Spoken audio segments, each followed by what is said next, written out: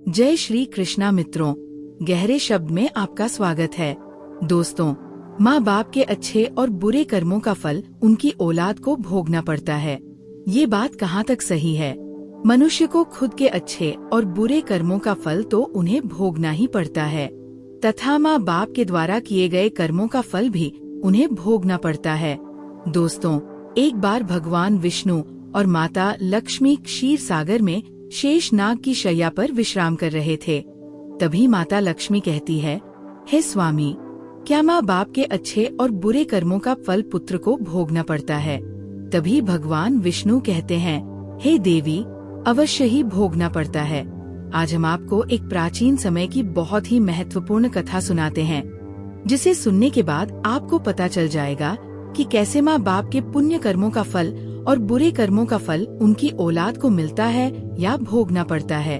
दोस्तों, फिर भगवान विष्णु कथा को आरंभ करते हैं और कहते हैं, हे देवी, प्राचीन काल की बात है।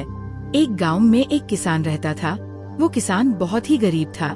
किसी तरह से मेहनत और मजदूरी करके अपने घर का खर्च चलाता था। उसे मजदूरी में दिन भर काम करने के बाद 20 रुपए मिलते थे। उसमें से 10 रुपए वो नित्य दान करता और 10 रुपए में अपने परिवार का पालन पोषण करता था।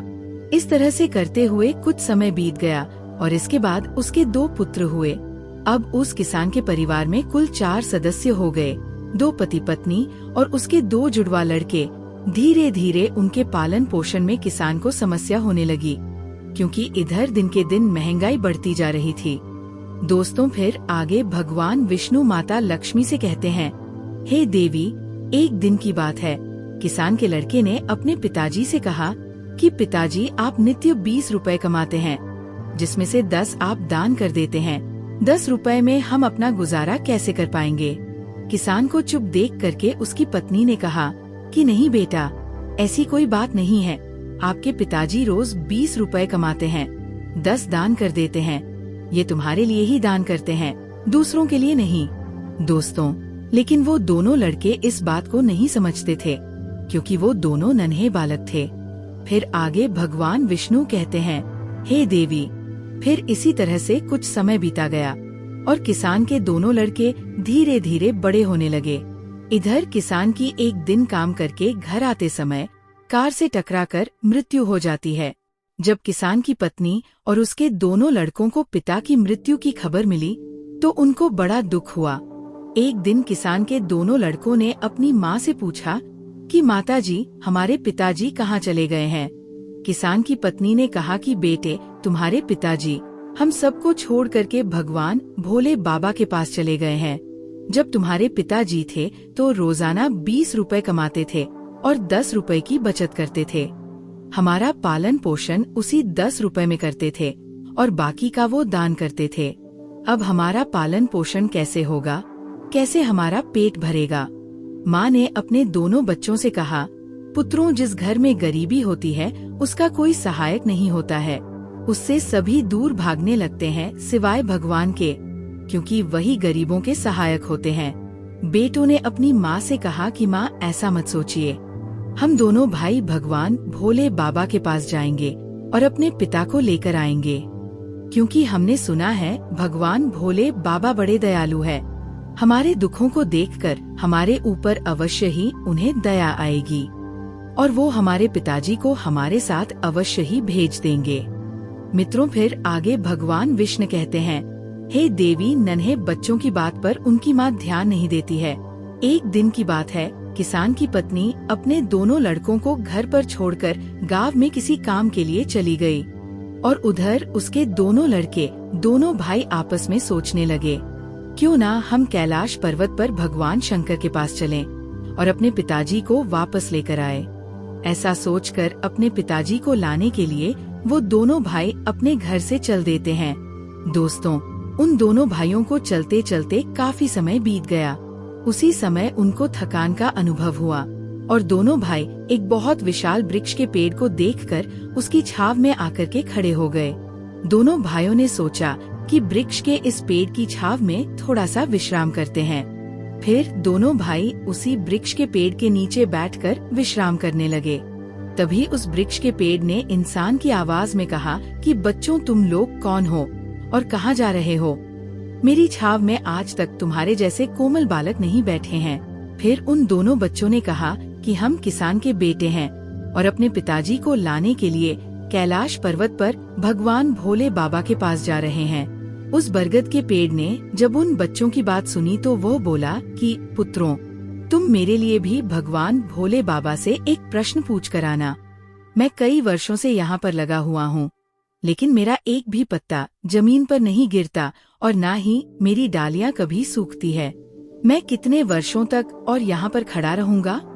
मैंने अपने पूर्व जन्म में ऐसा कौन सा पाप किया है जिस कारण से मुझे इस योनि से मुक्ति नहीं मिल रही है? तब उन दोनों लड़कों ने कहा कि ठीक है, हम भगवान भोले बाबा से तुम्हारा ये प्रश्न जरूर पूछेंगे।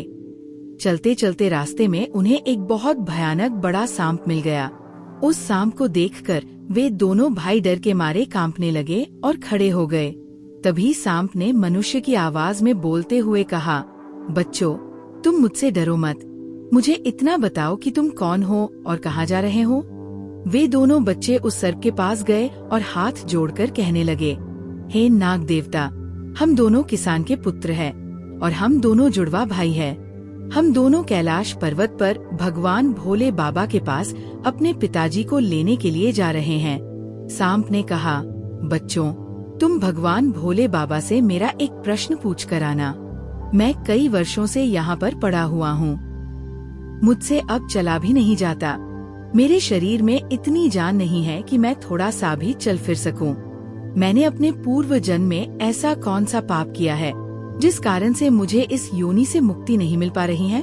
लड़कों ने कहा, ठीक है, हम भगवान भोले बाबा से तुम्हारा ये प्रश्न जरूर पूछेंगे। आगे चलकर उन्हें एक सेठ जी मिले। सेठ ने कहा, बच्चों, तुम दोनों कौन हो और इतनी कड़ी धूप और गर्मी में कहाँ जा रहे हो? देखने में तो तुम बड़े ही सुकुमार और कोमल लग रहे हो। लड़कों ने कहा, सेठ जी, हम दोनों किसान के बेटे हैं और हम दोनों सगे जुड़वा भाई हैं। हम दोनों कैलाश पर्वत पर भगवान भोले बाबा के पास अपने पिताजी को लाने के लिए जा रहे हैं। सेठ ने कहा, तुम भगवान भोले बाबा से मेरा एक प्रश्न पूछ कर आना। मैं कई सालों से यहाँ एक कुआं खुदवा रहा हूँ, लेकिन इसमें पानी अभी तक नहीं निकला है। मैंने अपने पूर्व जन्म में ऐसा कौन सा पाप किया था जिस कारण से इस कुएं में पानी नहीं आया? लड़कों ने कहा, ठीक है सेठ जी, हम भगवान भोले बाबा से तुम्हारा ये प्रश्न जरूर पूछेंगे। फिर चलते चलते रास्ते में उन्हें एक बहती हुई नदी मिली। दोनों भाई नदी के किनारे पहुँचे तो वहाँ एक मछली ने उनके पैरों के पास आकर पूछा, बच्चों, तुम कौन हो और कहाँ जा रहे हो? तुम बिना नाव के क्यों जा रहे हो? लड़कों ने कहा, नाव में बैठने के लिए हमारे पास पैसे नहीं हैं, क्योंकि हमारे पिताजी 20 रुपए रोज कमाते थे, जिसमें से 10 रुपए दान कर देते थे और 10 रुपए से हमारा पालन पोषण होता था। अब हमारे पिताजी घर पर नहीं हैं, वे भगवान भोले बाबा के पास चले गए हैं। इसलिए हम दोनों भाई उन्हें लाने के लिए कैलाश पर्वत पर भगवान भोले बाबा के पास जा रहे हैं। मछली ने कहा, बच्चों, तुम भगवान शिव से मेरा एक प्रश्न पूछ कर आना। मैं कई वर्षों से इस नदी में भटक रही हूँ। मेरी सदियाँ गुजर गई हैं, परंतु मैं अभी तक इसी नदी में रह रही हूँ। मैंने अपने पूर्व जन्म में ऐसा कौन सा अपराध किया था जिसके कारण मुझे इस योनि से मुक्ति नहीं मिल पा रही है? लड़कों ने कहा, ठीक है, हम भगवान भोले बाबा से तुम्हारा ये प्रश्न जरूर पूछेंगे और वापस आते समय तुम्हें बता करके जाएंगे। इतना कहकर वे दोनों लड़के वहाँ से आगे बढ़ गए। चलते चलते दोनों भाई नदी के दूसरे किनारे पर पहुँच गए।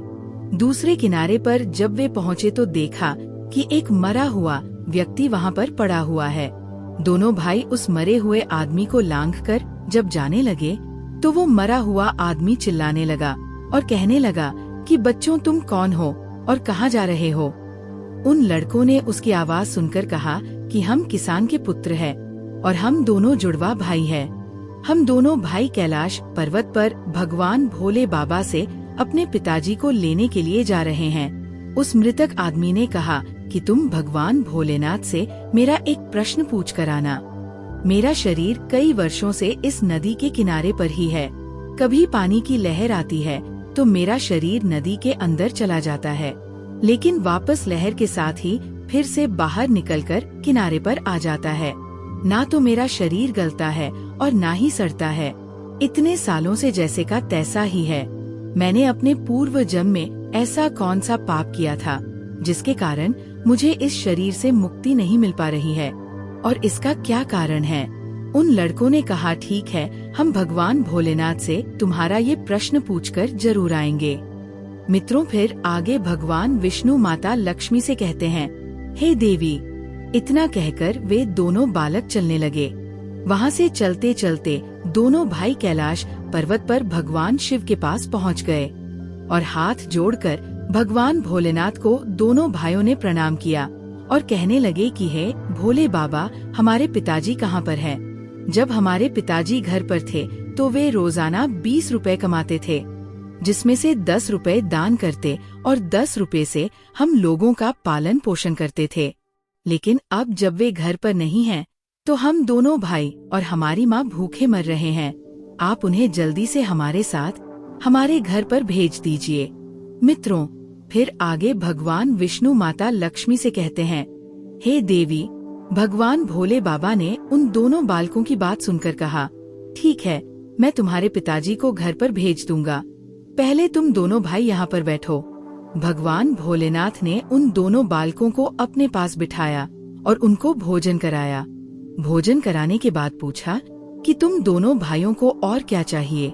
मित्रों, फिर उन दोनों लड़कों ने रास्ते में जो उन्हें मिला था उनके प्रश्न भगवान भोलेनाथ से पूछे। भगवान भोलेनाथ ने उन सभी के प्रश्नों का उत्तर दिया और कहा कि हे पुत्रों, तुम दोनों जाते समय उन सबको उनके उत्तर बताते जाना। और भगवान भोलेनाथ ने कहा कि तुम दोनों अपने घर पर जाओ, तुम्हारी माँ तुम्हारा इंतजार कर रही है। तुम्हारे पिताजी तुम्हारे घर पर पहुँच जाएंगे। फिर दोनों भाई भगवान भोलेनाथ को प्रणाम करके वहाँ से वापस अपने घर के लिए चलने लगे। चलते चलते रास्ते में सबसे पहले उन्हें वही मरा हुआ आदमी मिला जो नदी के किनारे पर पड़ा हुआ था। उन दोनों लड़कों को देखकर वो मरा हुआ आदमी कहने लगा, बच्चों, तुमने भगवान भोले बाबा से मेरा प्रश्न पूछा था। तब उन्होंने कहा कि हाँ, हमने भगवान भोलेनाथ से तुम्हारा प्रश्न पूछा था।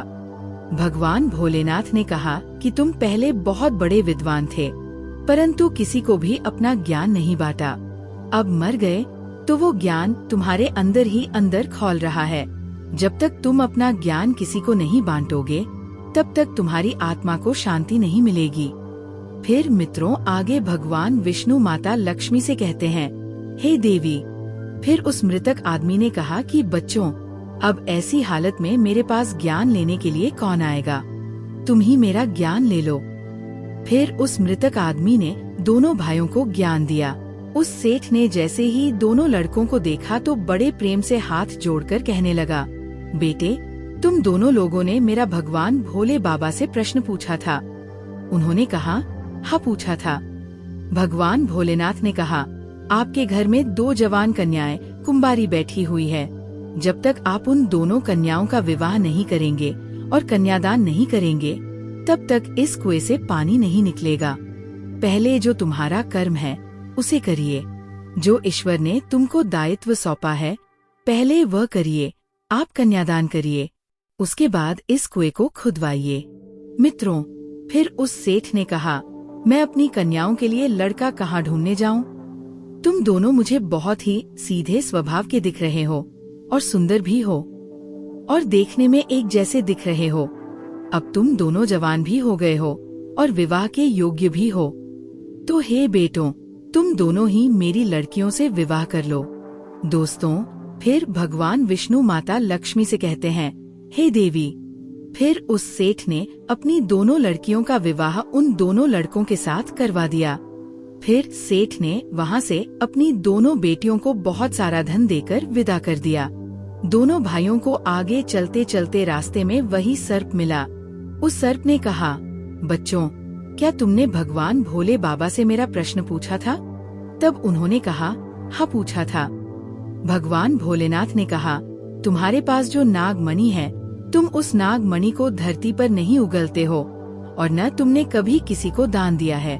उस तरह से वे दोनों भाई अपनी पत्नियों को लेकर फिर आगे चलने लगे। चलते चलते रास्ते में उन्हें वही बरगद का विशाल पेड़ मिला, जिसके नीचे छाया में वे विश्राम करने के लिए बैठे थे।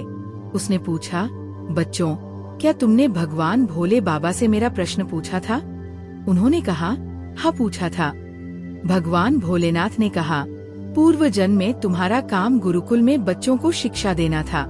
तुम्हारा कर्म एक गुरु का था, परंतु तुम उसके बदले में छोटे छोटे बच्चों से अपना काम करवाते थे, हाथ पैर दबाते और उनका शोषण करते थे। तुम्हारे अंदर जो ज्ञान भरा हुआ है उसे किसी को दे देना, इसके बाद तुम्हें फिर मोक्ष की प्राप्ति होगी।